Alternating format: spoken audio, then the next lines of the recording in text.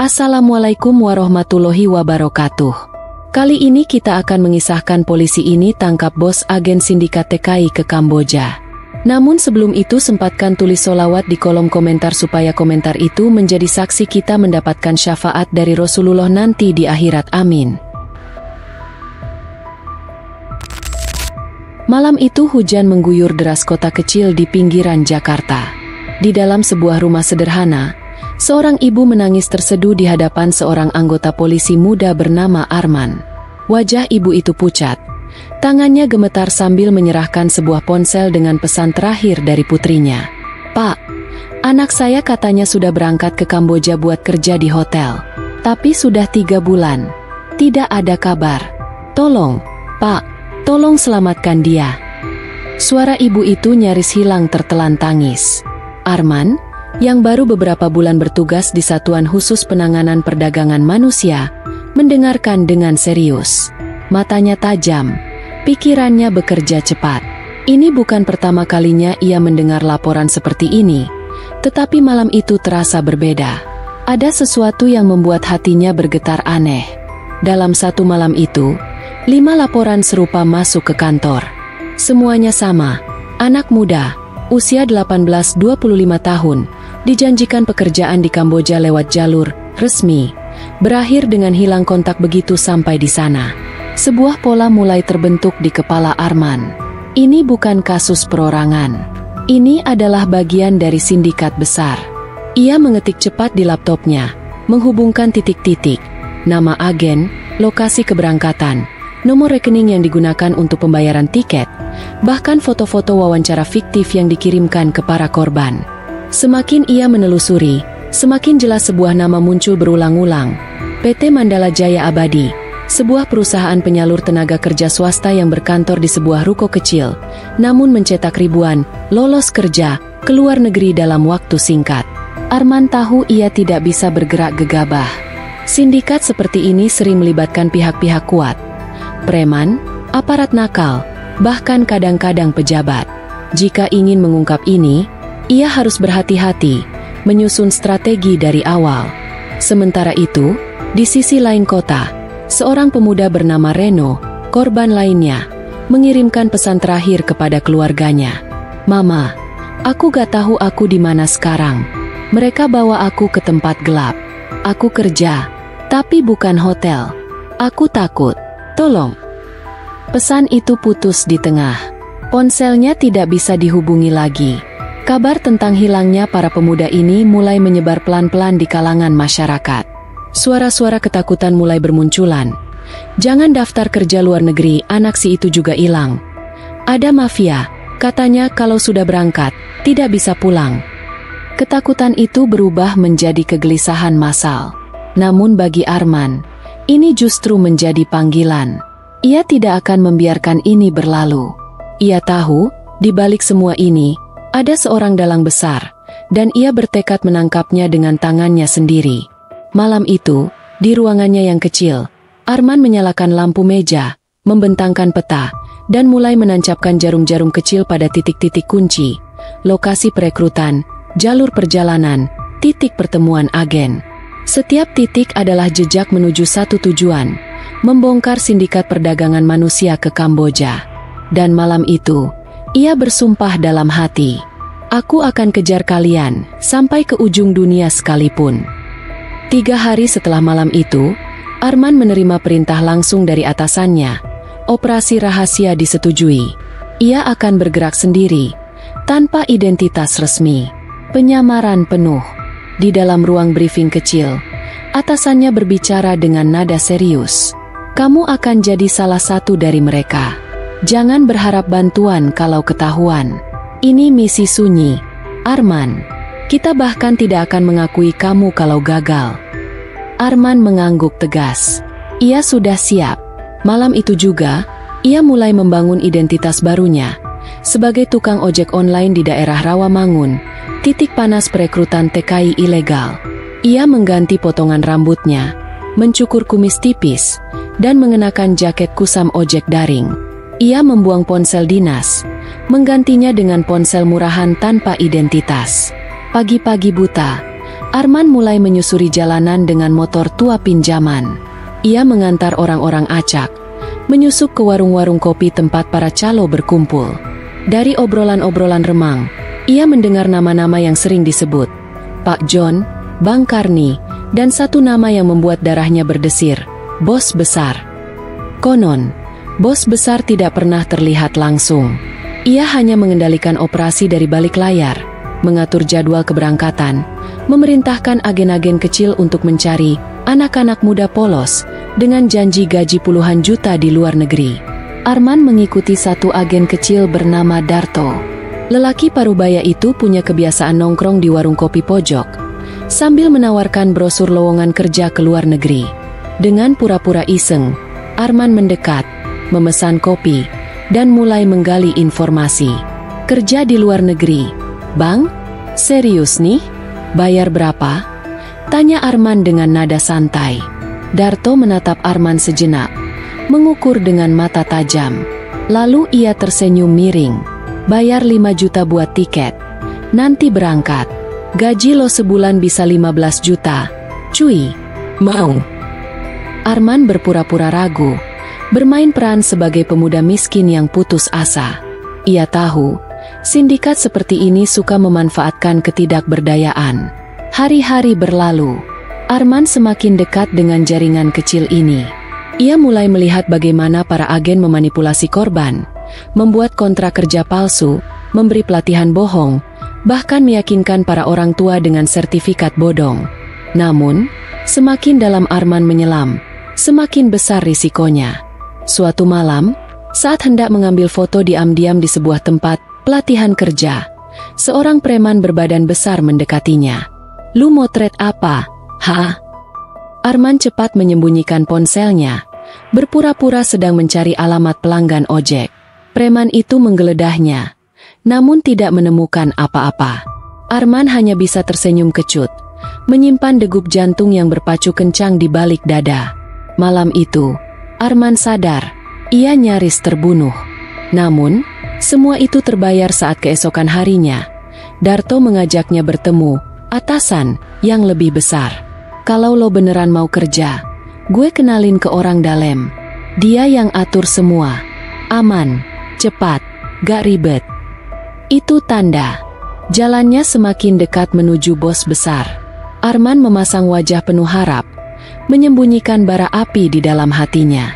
Ia tahu, sekali bertemu, itu bisa menjadi pintu masuk atau pintu kematian. Tapi ia tidak peduli. Dalam hatinya, hanya ada satu tekad. Apapun yang terjadi, aku akan terus maju. Ini tentang hidup orang-orang yang harus kuselamatkan. Hari itu panas menyengat. Arman duduk di atas motornya yang terparkir di gang sempit. Darto, dengan gerak-gerik gelisah, memberi arahan singkat. Nanti lu ikut gua. Jangan banyak tanya. Dengerin aja. Mereka bergerak menuju sebuah kafe kecil di daerah Sunter, tersembunyi di antara ruko-ruko kosong. Kafe itu tampak biasa di luar, namun saat Arman melangkah masuk, suasana berubah drastis. Di dalam, meja-meja diisi pria-pria berjas santai, berbicara dengan suara pelan, sambil memperhatikan setiap orang yang datang dengan tatapan mencurigakan. Di sudut ruangan, seorang pria berperut gendut dan berkacamata gelap duduk santai sambil menyeruput kopi. Ada aura kekuasaan di sekelilingnya. Para agen kecil tampak sungkan mendekat, seolah-olah takut salah ucap. Darto membisikkan ke telinga Arman. Itu, bos. Arman menahan napas. Inilah targetnya. Bos itu dikenal sebagai Pak Budi. Konon, di tangannya, ratusan pemuda dikirim melintasi lautan untuk dijadikan budak modern di kasino-kasino Kamboja. Arman harus mendekat, tapi satu gerakan salah bisa mengakhiri misinya, atau hidupnya. Darto memperkenalkan Arman sebagai anak baru yang ingin cepat berangkat. Anaknya polos. Pak, semangat kerja. Siap bayar cash. Pak Budi menatap Arman dari atas ke bawah. Senyumnya tipis, tapi tajam.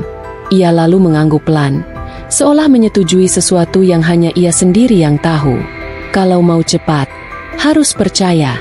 Ini bukan kerjaan biasa. Sekali berangkat, gak ada kata mundur. Paham? Arman mengangguk. Saya siap, Pak. Pak Budi meletakkan sebuah map coklat di atas meja. Isi ini, data diri, foto, uang muka. Besok sore, saya kasih tahu tempat kumpul. Arman berpura-pura membaca sekilas.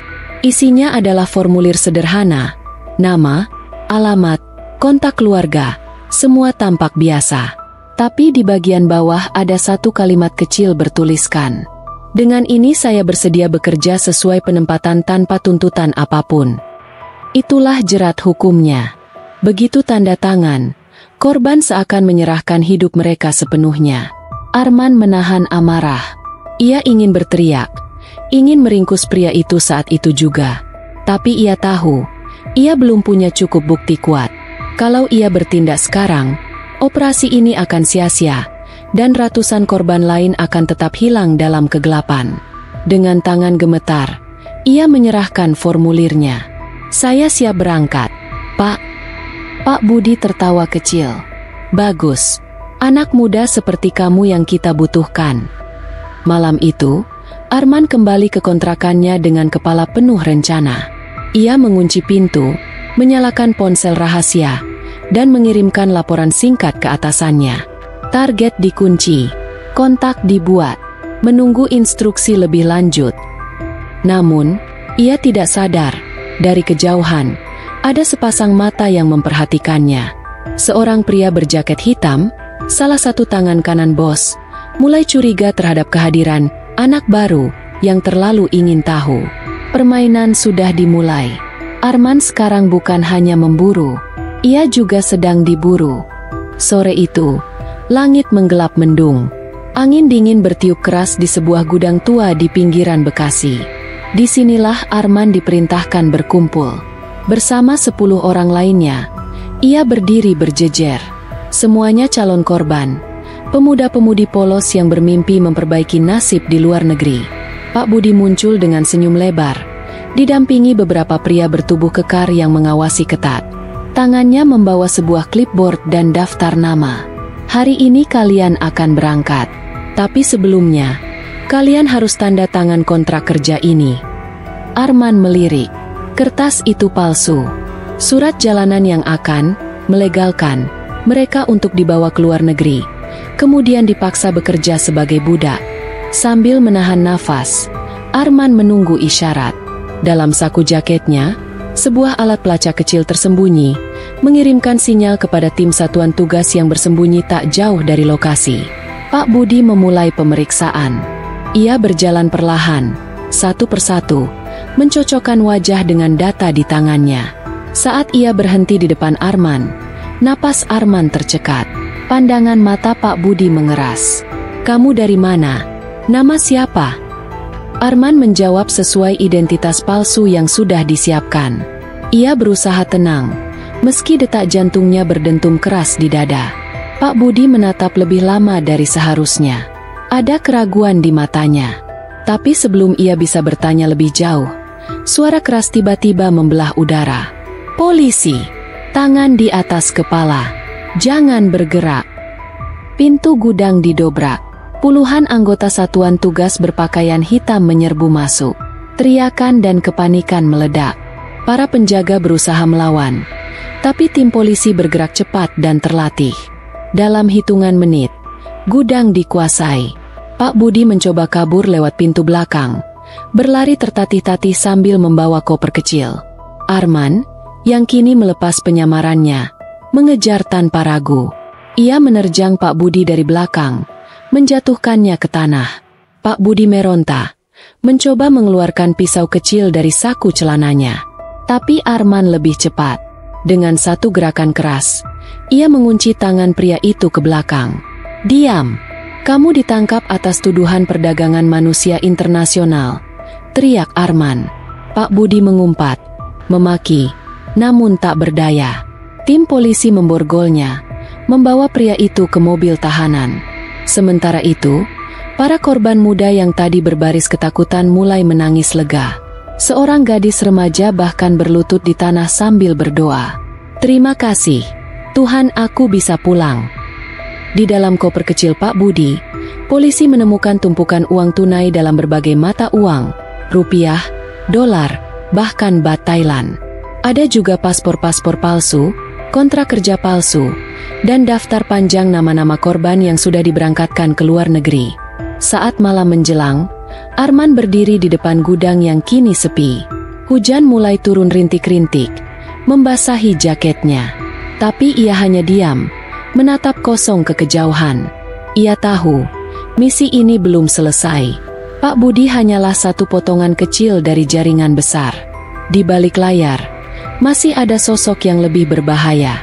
Sosok yang mengendalikan seluruh sindikat lintas negara. Arman mengepalkan tangannya. Aku baru saja memulai. Malam itu, di ruang briefing yang hanya diterangi lampu meja, Arman bersama beberapa anggota satuan tugas elit menyusun rencana berani, misi untuk memancing keluar sosok bayangan bernama Tuan Muda. Komandan menunjuk peta yang terbentang di atas meja.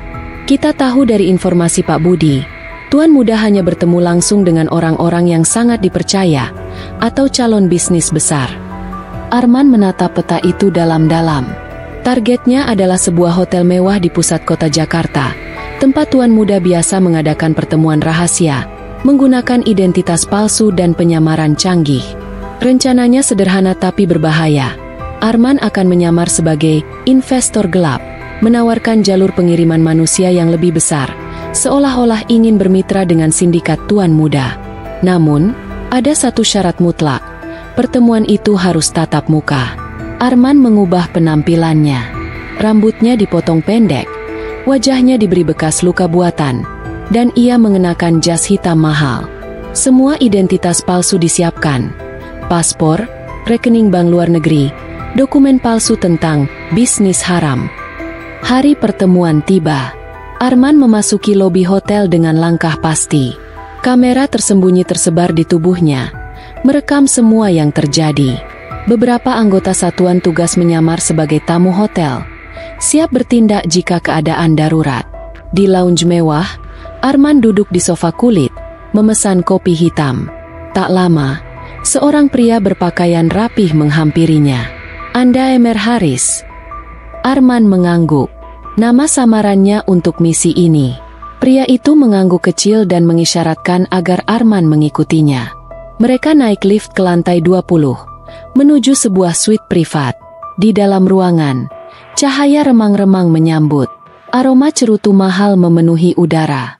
Di balik tirai besar, seorang pria berdiri membelakangi mereka. Sosoknya tinggi, postur tubuh elegan. Saat pria itu berbalik, Arman merasakan hawa dingin yang aneh merayap di punggungnya. Itulah Tuan Muda. Usianya sekitar 40-an. Berwajah tampan namun dingin seperti batu. Senyumnya tipis, penuh perhitungan. Jadi, Anda ingin berbisnis dengan saya? Suaranya tenang, tapi mengandung ancaman terselubung. Arman memainkan perannya dengan sempurna. Ia menjelaskan tentang kapal cepat yang bisa mengangkut lebih banyak manusia tanpa terdeteksi. Ia menawarkan jalur aman yang diklaim bebas dari patroli laut. Tuan Muda mendengarkan dengan seksama. Sesekali ia melirik ke arah Arman, seolah mencoba membaca pikirannya. Buktikan dulu, kata Tuan Muda akhirnya. Jika benar, kita bicara proyek besar. Tuan Muda tersenyum miring, dan isyarat kematian terasa jelas di udara. Arman mengangguk, mengeluarkan flash disk dari sakunya. Isinya adalah data palsu yang sudah dipersiapkan. Ini adalah pancingan, jebakan untuk membuat Tuan Muda mau bertransaksi secara fisik, agar cukup bukti kuat untuk menjatuhkannya. Tuan Muda mengambil flash disk itu, menimbang-nimbang di tangannya, lalu berkata, "Besok, jam 2 pagi, dermaga 13.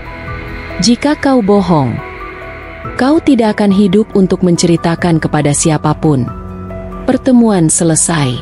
Tuan Muda pergi lebih dulu, diiringi dua pria bersenjata. Arman menunggu beberapa detik, lalu mengaktifkan pemancar darurat kecil di dalam sepatunya. Sinyal itu langsung terkirim ke tim luar. Saat ia turun lift, napasnya berat. Ia sadar, Besok malam adalah pertaruhan hidup mati. Tapi satu hal yang Arman tahu pasti. Jika malam esok berhasil, jaringan perdagangan manusia terbesar di Asia Tenggara akan runtuh. 2 hari setelah penangkapan Pak Budi, suasana di kantor kepolisian Jakarta Timur terasa mencekam. Para anggota satuan tugas, termasuk Arman, mulai menerima ancaman-ancaman misterius. Pagi itu, saat Arman baru saja memarkir motornya di halaman kantor, ia menemukan sebuah amplop coklat terselip di bawah jok. Tangannya otomatis waspada saat membukanya. Di dalamnya, hanya ada satu lembar foto, potret rumah orang tuanya. Di belakang foto itu, tertera tulisan tangan kasar. "Kamu berhenti sekarang, atau keluargamu jadi taruhan." Arman mengepal tangannya, menahan amarah yang membakar.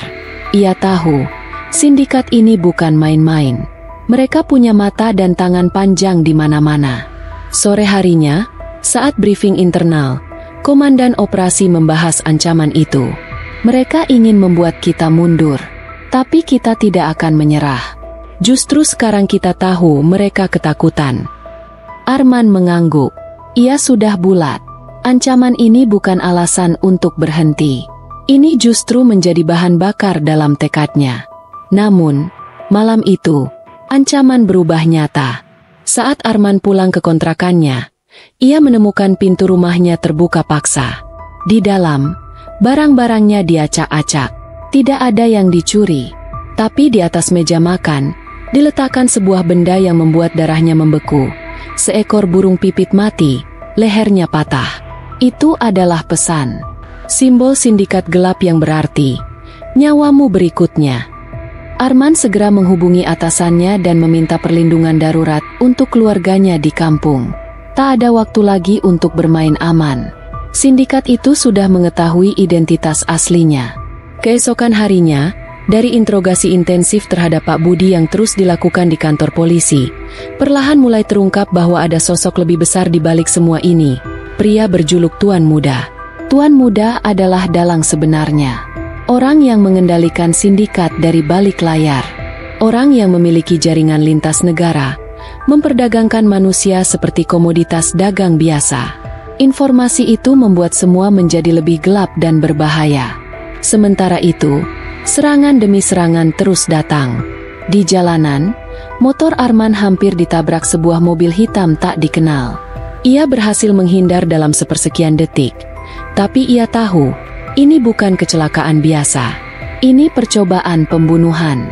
Telepon rumah orang tuanya terus berdering, hanya untuk disambut suara napas berat dari seberang. Pesan ancaman dikirim ke ponselnya tanpa henti. Namun Arman tetap berdiri tegak. Ia tahu, satu-satunya cara menghentikan ini semua adalah dengan membongkar sindikat ini sampai ke akar-akarnya. Dalam briefing tengah malam, komandan operasi menyerahkan satu misi baru ke tangan Arman. "Kamu akan pancing Tuan Muda keluar. Ini akan berbahaya. Tapi kamu satu-satunya yang bisa." Arman menerima misi itu tanpa ragu. Ia menatap tajam ke depan, menyadari bahwa mulai dari sekarang, setiap langkahnya adalah antara hidup dan mati. Di luar, angin malam berhembus dingin, membawa suara bisikan ancaman yang nyaris terdengar. "Kita akan lihat siapa yang bertahan sampai akhir." Malam itu, hujan turun tipis membasahi aspal kota Jakarta.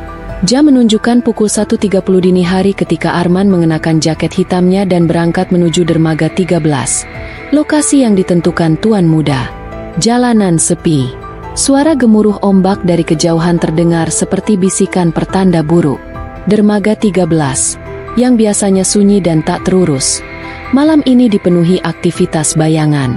Arman memarkir mobil sewaannya beberapa ratus meter dari lokasi. Ia berjalan kaki ke dermaga. Telinganya dipenuhi suara detak jantungnya sendiri.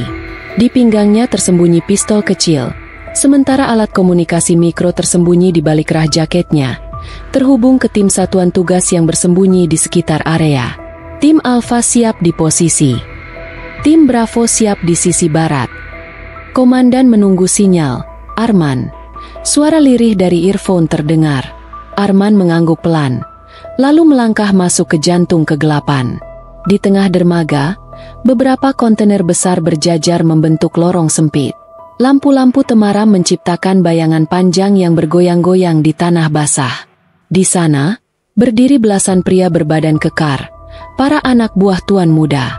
Di antara mereka, berdiri sosok yang tak asing, tuan muda sendiri, mengenakan mantel panjang gelap, tampak santai sambil merokok cerutu. Di belakang tuan muda, 2 truk besar terbuka. Di dalamnya, samar-samar terlihat puluhan manusia, laki-laki, perempuan, bahkan beberapa anak-anak. Mata mereka kosong, wajah mereka pucat ketakutan. Arman mengepalkan tangan di balik jaketnya. Ia menahan amarah yang membuncah dalam dadanya. Tuan muda menyeringai. "Lihat, Mr. Harris. Ini hanya sebagian kecil dari bisnis kami. Kalau kau setuju bergabung, uangmu akan berlipat ganda." Arman mendekat. Ia tahu, sesuai rencana, ia harus memberi sinyal khusus begitu transaksi atau aktivitas ilegal terbukti terjadi, cukup bukti untuk penyergapan. Dengan gerakan kecil, tangan Arman mengusap kancing jaket bagian kiri. Sinyal dikirim. Dalam hitungan detik, udara malam pecah oleh teriakan. "Polisi! Tangan di atas kepala! Jangan bergerak!"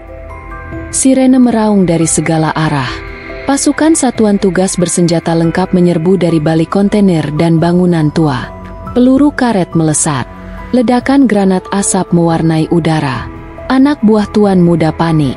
Ada yang mencoba kabur. Ada yang mengangkat tangan menyerah. Beberapa melawan dengan senjata api, menembakkan peluru liar ke arah polisi. Arman bergerak cepat. Ia berlari menerobos asap, mengejar tuan muda yang berusaha kabur ke speedboat di ujung dermaga. "Tuan muda, berhenti!" teriak Arman. Tuan muda menoleh, matanya penuh kebencian. Ia menarik pistol dari balik mantel dan menembak ke arah Arman. "Dor! Dor!" Peluru melesat. Tapi Arman berguling ke belakang kontainer, menghindar. Dengan refleks cepat, ia membalas tembakan, menghantam bahu tuan muda. Tuan muda terhuyung, pistolnya terjatuh ke laut. Arman berlari, melompat, dan menjatuhkan tubuh tuan muda ke tanah basah. "Kau ditangkap atas tuduhan perdagangan manusia lintas negara," desis Arman di telinga musuhnya. Tuan muda hanya tertawa getir. Darah mengalir dari lukanya. Di sekeliling, satu persatu anggota sindikat ditangkap. Para korban manusia dibebaskan, diselimuti jaket-jaket darurat, dibawa ke tempat aman. Hujan semakin deras. Di tengah lampu-lampu merah biru yang berputar, Arman berdiri menatap langit malam. Ada rasa lega, ada rasa kemenangan. Tapi di balik itu semua, ia tahu, perang melawan kejahatan seperti ini belum benar-benar berakhir. Setelah penangkapan besar di dermaga 13, suasana di kantor kepolisian terasa agak lega, meski Arman masih tidak bisa menenangkan pikirannya. Penangkapan tuan muda dan sebagian besar anggota sindikat memang berhasil, namun ada sesuatu yang mengganggunya, sesuatu yang belum sepenuhnya selesai. Beberapa minggu setelah operasi besar itu, pengadilan dimulai. Semua anggota sindikat yang tertangkap dibawa ke ruang sidang dengan pengamanan ketat. Arman hadir sebagai saksi utama, namun ia merasa ada sesuatu yang janggal. Satu nama yang terus mengusik pikirannya, Tuan Muda. Tuan Muda duduk di kursi terdakwa, tampak tenang meski wajahnya penuh luka. Hukum akan menuntutnya dengan hukuman seumur hidup, atau bahkan lebih buruk lagi. Sidang berlangsung tegang, semua bukti yang telah dikumpulkan menunjukkan bukti yang tak terbantahkan. Sindikat perdagangan manusia dengan jaringan internasional, uang tunai dalam jumlah besar, serta dokumen yang menghubungkan Tuan Muda dengan banyak tokoh penting di luar negeri. Namun, saat giliran Arman untuk memberi kesaksian, ia mulai merasakan hal yang tidak biasa. Tuan Muda hanya tersenyum tipis. Tatapannya begitu tenang dan penuh perhitungan. "Arman." Suara Tuan Muda yang dalam dan rendah menggema di ruang sidang. "Apa kau pikir ini benar-benar berakhir begitu saja?" Arman terdiam. Matanya tak bisa melepaskan pandangan Tuan Muda yang penuh misteri. Tuan Muda melanjutkan dengan tenang. "Aku mungkin kalah hari ini, Arman. Tapi ada sesuatu yang jauh lebih besar yang menunggumu." Arman menggigil. Meski tidak ada yang mengerti apa yang dimaksud Tuan Muda. Sidang itu berlanjut. Tetapi kata-kata Tuan Muda terus terngiang di telinga Arman. Pengadilan pun berakhir dengan keputusan yang sudah diprediksi. Tuan Muda dijatuhi hukuman penjara seumur hidup. Namun, ada sesuatu yang tidak Arman ketahui. Keputusan itu hanya permulaan dari sebuah permainan yang lebih besar. Beberapa hari setelah sidang, Arman kembali ke rumahnya, mencoba menenangkan diri setelah sepekan penuh stres. Tapi, begitu ia membuka pintu rumah kontrakannya, ia merasakan ada yang tidak beres. Di atas meja, ada sebuah amplop coklat besar, sama seperti yang diterimanya sebelumnya. Arman membuka amplop itu dengan cepat. Di dalamnya, ada sebuah rekaman video. Penasaran, ia segera menontonnya. Dalam video itu, tampak seorang pria berbicara dengan suara yang begitu familiar. Tuan Muda. Namun, kali ini ada yang berbeda. Tuan Muda berbicara dari dalam sel penjara. Kau pikir aku tidak punya rencana cadangan, Arman? Aku bukan satu-satunya yang mengendalikan permainan ini. Layar video menampilkan sosok yang tak Arman kenal. Seorang pria muda dengan pakaian jas rapi, berdiri di depan gedung pengadilan. Inilah orang yang benar-benar menggerakkan semuanya. Kamu baru saja membuat kesalahan besar, Arman. Lanjut suara Tuan Muda. Arman terdiam, matanya terbelalak. Selama ini ia berpikir telah memutuskan jaringan itu, tapi ternyata masih ada pihak yang lebih besar, yang mengendalikan segalanya. Video itu berakhir, tetapi perasaan Arman semakin tidak tenang. Dalam rekaman itu, Tuan Muda mengungkapkan nama yang tidak pernah disebutkan sebelumnya, Tuan Kurnia. Nama yang tidak dikenal oleh siapapun, bahkan oleh rekan-rekannya di kepolisian. Arman mulai menghubungkan titik-titik itu. Tuan Muda tidak pernah bekerja sendirian. Ada seseorang yang lebih kuat di belakangnya, mengendalikan seluruh jaringan yang lebih besar dan lebih berbahaya. Ketika Arman kembali memeriksa rekaman dari penyergapan di dermaga 13, ia melihat sesuatu yang tak terduga. Beberapa sosok yang tidak dikenalnya ada di antara petugas yang hadir di tempat kejadian. Beberapa wajah itu adalah petugas yang seharusnya berada di belakang meja, namun mereka justru berada di lokasi yang sama dengan sindikat. Itulah saat Arman menyadari bahwa pengkhianatan sudah terjadi di dalam tubuh kepolisian sendiri. Ada seseorang di dalam yang telah memberikan informasi kepada sindikat. Tapi siapa?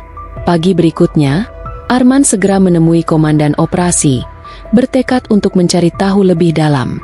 Namun, saat ia tiba di kantor, ia mendapati bahwa komandan telah hilang tanpa jejak.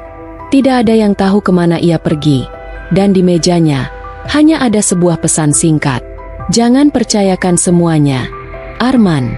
Mereka lebih dekat dari yang kau kira. Hati Arman berdebar kencang. Apa yang sebenarnya terjadi? Bagaimana ia bisa bertahan di tengah pengkhianatan yang menyelimuti tubuh kepolisian? Ia tahu hanya ada satu cara untuk mengungkap kebenaran, menghadapi Tuan Kurnia, orang yang kini menjadi ancaman terbesar dalam hidupnya. Setelah penangkapan besar di dermaga 13, suasana di kantor kepolisian terasa agak lega, meski Arman masih tidak bisa menenangkan pikirannya. Penangkapan Tuan Muda dan sebagian besar anggota sindikat memang berhasil, namun ada sesuatu yang mengganggunya, sesuatu yang belum sepenuhnya selesai. Beberapa minggu setelah operasi besar itu, pengadilan dimulai. Semua anggota sindikat yang tertangkap dibawa ke ruang sidang dengan pengamanan ketat. Arman hadir sebagai saksi utama, namun ia merasa ada sesuatu yang janggal. Satu nama yang terus mengusik pikirannya, Tuan Muda. Tuan Muda duduk di kursi terdakwa, tampak tenang meski wajahnya penuh luka. Hukum akan menuntutnya dengan hukuman seumur hidup, atau bahkan lebih buruk lagi. Sidang berlangsung tegang. Semua bukti yang telah dikumpulkan menunjukkan bukti yang tak terbantahkan. Sindikat perdagangan manusia dengan jaringan internasional, uang tunai dalam jumlah besar, serta dokumen yang menghubungkan Tuan Muda dengan banyak tokoh penting di luar negeri. Namun, saat giliran Arman untuk memberi kesaksian, ia mulai merasakan hal yang tidak biasa. Tuan Muda hanya tersenyum tipis. Tatapannya begitu tenang dan penuh perhitungan. Arman. Suara Tuan Muda yang dalam dan rendah menggema di ruang sidang. Apa kau pikir ini benar-benar berakhir begitu saja? Arman terdiam. Matanya tak bisa melepaskan pandangan tuan muda yang penuh misteri. Tuan muda melanjutkan dengan tenang. Aku mungkin kalah hari ini, Arman. Tapi ada sesuatu yang jauh lebih besar yang menunggumu. Arman menggigil. Meski tidak ada yang mengerti apa yang dimaksud tuan muda. Sidang itu berlanjut. Tetapi kata-kata tuan muda terus terngiang di telinga Arman. Pengadilan pun berakhir dengan keputusan yang sudah diprediksi. Tuan muda dijatuhi hukuman penjara seumur hidup. Namun, ada sesuatu yang tidak Arman ketahui. Keputusan itu hanya permulaan dari sebuah permainan yang lebih besar. Beberapa hari setelah sidang, Arman kembali ke rumahnya, mencoba menenangkan diri setelah sepekan penuh stres.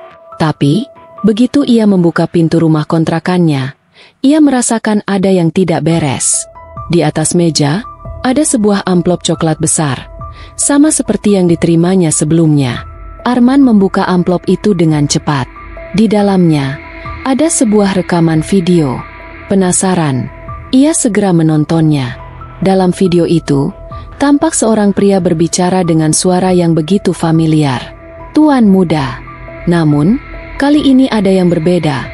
Tuan muda berbicara dari dalam sel penjara.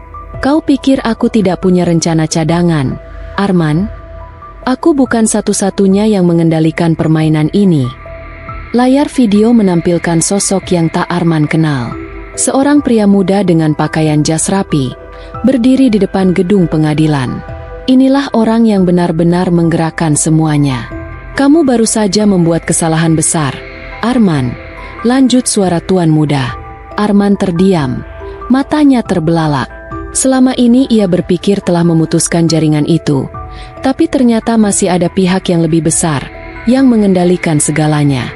Video itu berakhir, tetapi perasaan Arman semakin tidak tenang. Dalam rekaman itu, Tuan muda mengungkapkan nama yang tidak pernah disebutkan sebelumnya, Tuan Kurnia.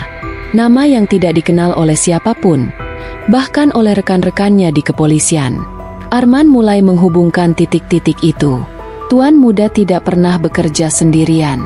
Ada seseorang yang lebih kuat di belakangnya, mengendalikan seluruh jaringan yang lebih besar dan lebih berbahaya. Ketika Arman kembali memeriksa rekaman dari penyergapan di dermaga 13, ia melihat sesuatu yang tak terduga. Beberapa sosok yang tidak dikenalnya ada di antara petugas yang hadir di tempat kejadian. Beberapa wajah itu adalah petugas yang seharusnya berada di belakang meja. Namun mereka justru berada di lokasi yang sama dengan sindikat. Itulah saat Arman menyadari bahwa pengkhianatan sudah terjadi di dalam tubuh kepolisian sendiri. Ada seseorang di dalam yang telah memberikan informasi kepada sindikat. Tapi siapa? Pagi berikutnya, Arman segera menemui komandan operasi, bertekad untuk mencari tahu lebih dalam. Namun, saat ia tiba di kantor, ia mendapati bahwa komandan telah hilang tanpa jejak. Tidak ada yang tahu kemana ia pergi, dan di mejanya hanya ada sebuah pesan singkat. Jangan percayakan semuanya, Arman. Mereka lebih dekat dari yang kau kira. Hati Arman berdebar kencang. Apa yang sebenarnya terjadi? Bagaimana ia bisa bertahan di tengah pengkhianatan yang menyelimuti tubuh kepolisian? Ia tahu hanya ada satu cara untuk mengungkap kebenaran, menghadapi Tuan Kurnia, orang yang kini menjadi ancaman terbesar dalam hidupnya. Setelah menerima pesan misterius dari komandan yang hilang, Arman merasa seolah terperangkap dalam sebuah permainan yang lebih besar daripada yang ia bayangkan. Kebenaran semakin jauh dari jangkauan, dan ancaman yang membayanginya semakin nyata. Di tengah kebingungannya, satu nama muncul kembali dalam pikirannya, Tuan Kurnia. Arman mulai menyusun rencana untuk mengungkap siapa sebenarnya Tuan Kurnia dan apa hubungannya dengan sindikat perdagangan manusia yang selama ini ia kejar. Namun, ia tahu bahwa ini bukan hanya soal menemukan siapa yang berkhianat, melainkan soal bertahan hidup di tengah sistem yang sudah rusak. Dengan tekad yang kuat, Arman menghubungi beberapa rekannya di luar kepolisian yang masih bisa dipercaya. Ia mengumpulkan informasi tentang Tuan Kurnia, nama yang semakin misterius itu. Namun, semua yang ia dapatkan hanya mengarah pada satu tempat, sebuah villa terpencil di luar kota, yang dikenal sebagai markas tersembunyi bagi kelompok-kelompok kriminal besar. Arman tidak membuang waktu. Ia memutuskan untuk pergi ke villa itu sendirian. Ia tidak bisa mempercayai siapapun lagi, kecuali dirinya sendiri. Dalam perjalanan menuju villa, hujan deras kembali menyambut, menciptakan suasana yang semakin mencekam. Sesampainya di sana, Arman menyadari bahwa ia tidak sendirian. Di balik gerbang besar villa, terlihat 2 mobil hitam terparkir, dan beberapa orang yang terlihat mencurigakan berjalan bolak-balik. Ada sesuatu yang aneh, seperti ada yang sedang menunggu kedatangannya. Arman berhenti sejenak di sisi jalan, mengamati dengan cermat. Ia tahu, begitu ia masuk ke dalam villa ini, semuanya akan berubah. Tidak ada jalan mundur. Ia mengeluarkan pistol dari balik jaketnya, mengecek peluru terakhir yang dimilikinya, dan dengan perlahan memasuki halaman villa melalui pintu samping yang tak terlihat. Hatinya berdebar kencang. Setiap langkah yang ia ambil terasa semakin berat. Namun, tak ada lagi pilihan selain maju. Di dalam villa, suasana lebih gelap dari yang ia perkirakan. Setiap ruangan dipenuhi bayangan panjang yang bergerak tak beraturan. Namun, saat ia memasuki ruang utama, ia melihat beberapa orang duduk mengelilingi meja besar. Semuanya mengenakan masker dan pakaian formal. Di tengah mereka, berdiri Tuan Kurnia, dengan senyum tipis yang penuh teka-teki. "Arman, akhirnya kau datang." Suara Tuan Kurnia terdengar datar, namun penuh dengan konfrontasi. Arman tidak berkata apa-apa, hanya menatap tajam. Ia tahu, ini adalah titik kulminasi dari seluruh perjalanannya. Apa yang akan terjadi selanjutnya adalah penentuan, baik untuknya maupun untuk seluruh sistem yang sudah ia coba pertahankan. Tuan Kurnia melangkah maju, mendekatkan dirinya ke meja. Ia tidak tampak terkejut melihat Arman, justru terlihat seperti sudah mempersiapkan semuanya. "Kau pikir, dengan menjatuhkan Tuan Muda, semuanya selesai?" Tuan Kurnia berkata, seolah membaca pikiran Arman. "Kau baru saja memasuki perang yang lebih besar, Arman. Perang yang tidak bisa kau menangkan." Arman menegakkan tubuhnya. Ia tidak takut. Ia tahu apa yang harus dilakukan. "Jika kau pikir kau akan menang, maka aku akan membuatmu mengerti, Tuan Kurnia," jawab Arman, suaranya penuh tantangan. "Ini bukan soal kau atau aku. Ini soal mereka yang selama ini tersiksa. Mereka yang kau eksploitasi." Tuan Kurnia tertawa kecil, tidak terpengaruh oleh kata-kata Arman. "Arman, kau tidak memahami betapa besar pengaruh kami. Ini bukan hanya soal perdagangan manusia. Ini adalah soal kekuasaan, soal mengontrol sistem yang sudah berakar kuat di negara ini. Kau ingin mengubahnya? Kau hanya akan jadi bagian dari catur yang lebih besar." Arman memandang ke sekeliling ruangan. Di meja itu, ada banyak figur penting. Semua wajah mereka tampak familiar, termasuk beberapa pejabat tinggi yang pernah ia kenal di kepolisian. Tuan Kurnia melanjutkan, masih dengan senyum misterius di wajahnya. "Kau tidak tahu siapa yang sebenarnya menggerakkan kita, Arman. Dan kau tidak akan pernah tahu sampai saatnya tiba." Tiba-tiba, beberapa pria bersenjata muncul dari bayang-bayang, mengelilingi Arman. Mereka datang begitu cepat, hampir tanpa suara. Tuan Kurnia melambaikan tangannya, memberi perintah untuk menangkap Arman. Namun, saat itu juga, suara tembakan terdengar di luar villa. Pintu utama terbuka, dan pasukan khusus dari kepolisian, yang telah diam-diam mengikuti Arman, mulai menyerbu. Bentrokan sengit pun tak terhindarkan. Peluru berdesing, ledakan granat kecil mengguncang suasana. Keadaan menjadi kacau. Arman berlari, melepaskan diri dari cengkeraman beberapa penjaga, dan berlari menuju pintu belakang. Di luar, kendaraan polisi dan militer bersiap. Namun, Tuan Kurnia tidak tampak terganggu. Ia hanya berdiri diam, menyaksikan semuanya dengan tatapan dingin. "Jangan kira ini akan mudah, Arman," kata Tuan Kurnia, sebelum menghilang ke balik pintu. Arman berlari keluar, terlibat dalam pertempuran sengit. Tembakan dan ledakan bergema, tapi di tengah kekacauan, ia tahu bahwa pertempuran ini baru saja dimulai. Tuan Kurnia adalah ancaman besar, dan Arman kini berada di tengah pertempuran yang jauh lebih berbahaya dari sebelumnya. Namun, Satu hal yang pasti, perang ini belum berakhir, dan Arman akan melakukan segala cara untuk memenangkannya. Kekacauan di Villa Tuan Kurnia akhirnya mereda, namun Arman merasa kemenangan itu masih jauh dari jangkauan. Pasukan kepolisian dan militer yang datang untuk mendukungnya berhasil mengamankan tempat tersebut. Namun Tuan Kurnia dan sebagian besar orang-orangnya berhasil melarikan diri. Sesuatu yang jauh lebih besar sedang berlangsung, dan Arman tahu bahwa ini bukan hanya sekadar soal menangkap sindikat atau menyelesaikan kasus perdagangan manusia. Ini tentang mengungkap akar dari segala kekuatan gelap yang selama ini mengendalikan banyak hal di negara ini. Setelah penyergapan di villa, Arman dibawa kembali ke markas untuk evaluasi. Rasa lelah dan kepenatan mulai merayap. Namun rasa cemas tentang keberadaan Tuan Kurnia yang masih bebas tak bisa ia abaikan.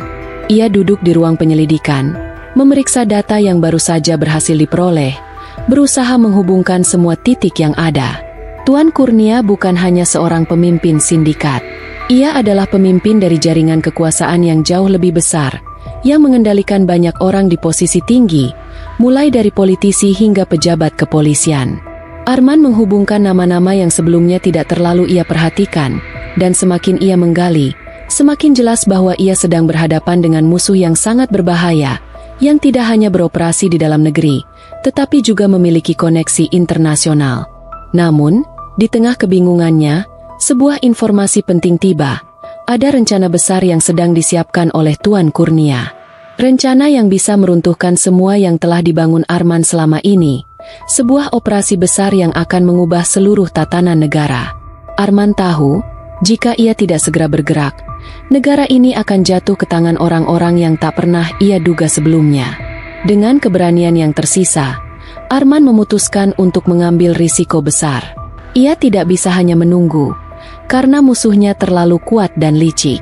Malam itu, Arman melaksanakan misi terbesarnya. Ia berhasil mendapatkan informasi mengenai lokasi sebuah pertemuan rahasia yang melibatkan orang-orang penting dari berbagai jaringan kekuasaan, termasuk Tuan Kurnia. Tempat itu berada di sebuah gedung tua yang terisolasi di luar kota, tempat yang sangat terjaga keamanannya. Bersama timnya, Arman merencanakan serbuan malam ini dengan hati-hati. Mereka tidak hanya menghadapi sindikat kriminal, tetapi juga menghadapi pihak-pihak yang sudah lama berakar di dalam sistem. Arman tidak bisa mempercayakan siapapun selain dirinya sendiri. Saat mereka tiba di gedung tersebut, suasana sepi dan gelap. Pintu utama dijaga ketat. Namun Arman berhasil menemukan jalan masuk tersembunyi melalui saluran pembuangan yang mengarah langsung ke ruang bawah tanah gedung. Di dalam, mereka menemukan pintu menuju ruang pertemuan yang dijaga oleh sejumlah orang bersenjata. Dengan senyap, Arman dan timnya bergerak cepat, tak mengeluarkan suara apapun, menembus pengamanan yang ketat.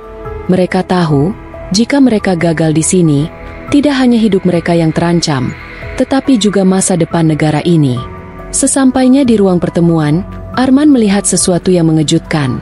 Tuan Kurnia berdiri di depan para tokoh penting, menghadap layar besar yang menunjukkan peta-peta dan rencana operasional.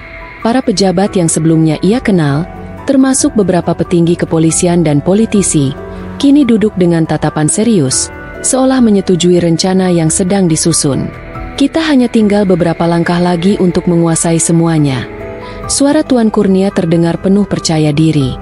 Tuan Kurnia menoleh ke arah Arman dengan senyum yang tak terlukiskan. Ia sudah tahu Arman akan datang, dan rencananya sudah siap.